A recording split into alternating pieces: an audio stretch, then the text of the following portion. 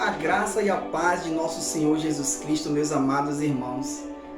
A palavra que Deus tem para você nessa noite se encontra no livro de Lucas, capítulo 7, do versículo 11 em diante, e diz assim a palavra do nosso Senhor. E aconteceu, pouco depois, ir ele, Jesus, à cidade chamada Naim, e com ele iam muitos dos seus discípulos e uma grande multidão. E quando chegou perto da porta da cidade, eis que levavam um defunto, filho único de sua mãe, que era viúva. E com ela ia uma grande multidão da cidade. E, vendo-a, o Senhor moveu-se de íntima compaixão por ela e disse-lhe: não chores. E, chegando-se, tocou o esquife, e os que o levavam pararam. E disse Jesus: jovem, eu te digo, levanta-te. E o defunto assentou-se e começou a falar, e entregou a sua mãe. E de todos se apoderou o temor, e glorificavam a Deus, dizendo: um grande profeta se levantou entre nós, e Deus visitou o seu povo. E correu dele essa fama por toda a Judéia e por toda a terra circunvizinha. Louvado seja Deus. Quando o evangelista Lucas escreve que aconteceu pouco depois, antes Jesus estava em Cafarnaum, na cidade de Cafarnaum, e ali ele tinha curado o servo do centurião. A cidade de Naim, na verdade a vila de Naim, ela fica a cerca de 40 quilômetros, 45 quilômetros de Cafarnaum. Provavelmente Jesus saiu de Cafarnaum, caminhou à noite e ao amanhecer foi chegando à vila de Naim. Uma vila pequena que ficava aos pés do Monte Tabor, ali na região da Galileia. Uma vila humilde, as casas feitas de tijolo, de barro, ruas áridas.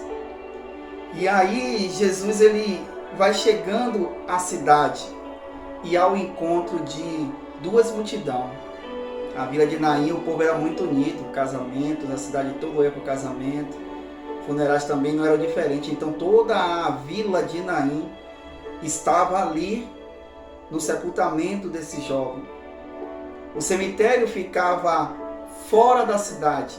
A maioria das cidades judeias eram sempre assim, o cemitério fora da cidade. E ali ia o cortejo levando aquele jovem, toda a cidade em luto, chorando, não só pela morte do jovem, mas porque a situação daquela mulher viúva não era uma situação fácil, não. Em uma época em que as mulheres dependiam totalmente dos homens, diferente da época de hoje. As mulheres daquela época, a viúva, ela já tinha perdido o marido, então ela só tinha agora o filho, o homem. Aquela mulher sepultando o filho, não sepultava só um filho, que já é uma dor enorme, mas ela não sabia o que aguardava o futuro para ela. Um futuro incerto, de insegurança, de passar necessidade, de passar fome, de até morrer. Não se sabia o futuro daquela mulher, além da dor de perder o filho. E ali está aquela mulher indo para enterrar o seu filho, e quando chega às portas da cidade para ir em direção ao cemitério, eis que vem outra multidão. É o encontro de duas multidões. Uma multidão, a alegria com Jesus, contemplando os milagres, os prodígios, as maravilhas, e a outra multidão, a tristeza de sepultar um ente querido, um grande vizinho, e está aquela mulher enlutada. A Bíblia diz que Jesus ele vem chegando à vila de Naim e ele vê o cortejo. A Bíblia diz que Jesus ele olha para aquela mulher e ele tem íntima compaixão. Jesus tem íntima compaixão pelaquela mulher. Ele sente a dor daquela mulher. Ele sente a tristeza daquela mulher. E Jesus, ele chega para ela e fala: não chores. Meu Deus, aleluias. Não chores. Jesus volta, toca o esquife, quebra todo o protocolo religioso, porque a cultura judaica não permite que se toque em um defunto. Lucas não chega nem a relatar que ele toca no morto, porque ele era considerado impuro. Jesus quebrou todo o protocolo, toda a religiosidade, tocou e disse: jovem, levanta. E a Bíblia diz que o jovem levanta e começa a falar, e Jesus entrega a mãe dele.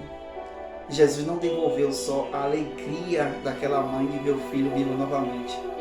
Jesus devolveu àquela viúva a dignidade, a segurança, a estabilidade financeira. Eu não sei em que momento essa mensagem vai chegar até a você que está me ouvindo. Eu não sei o que é que você está trazendo para fora da cidade para sepultar. Eu não sei se você está trazendo o seu casamento para ser sepultado, a sua saúde, talvez um diagnóstico médico que você recebeu. Eu não sei. Mas o Espírito Santo de Deus, ele é onipresente, está em todos os lugares. Ele sabe exatamente o que você está sentindo. E Jesus, assim como teve íntima compaixão pelaquela mulher, ele não faz acepção de pessoa. Ele tem íntima compaixão por você também. Ele sabe a sua dor. Ele sabe o seu sofrimento. Ele sabe o que você precisa. E se você tiver fé, basta você orar e clamar ao Senhor. No livro de Jeremias, capítulo 33, versículo 13, ele diz: clama a mim, e eu responder-te-ei, e anunciar-te-ei coisas tão grandes que tu não sabes. Clame ao Senhor. Ele tem íntima compaixão por você. Ele sabe a dor que você está sentindo. Deixa eu te dizer, Jesus está visitando a sua dor neste momento. Jesus está tendo íntima compaixão. A Bíblia diz que glorificavam a Deus, dizendo: um grande profeta se levantou entre nós e Deus visitou o seu povo. Eu creio que através dessa mensagem, pelo Espírito Santo de Deus, Deus está te visitando aí nesse momento. Você pode estar no leito do hospital.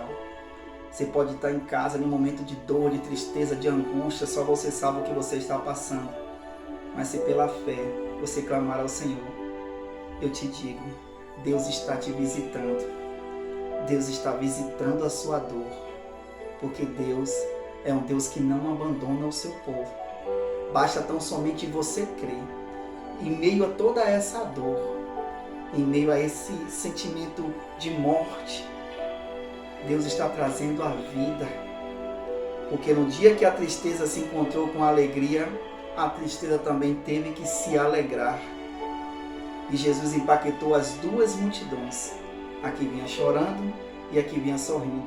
E o nome dele foi glorificado. Assim também como na situação que você está passando agora, Deus está te visitando. Sinta a presença dele aí.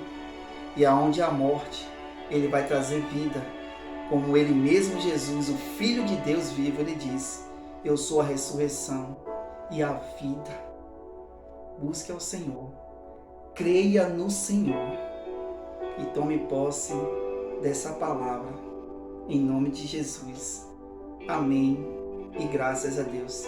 Que Deus continue te abençoando. Que Deus continue te fortalecendo em nome de Jesus.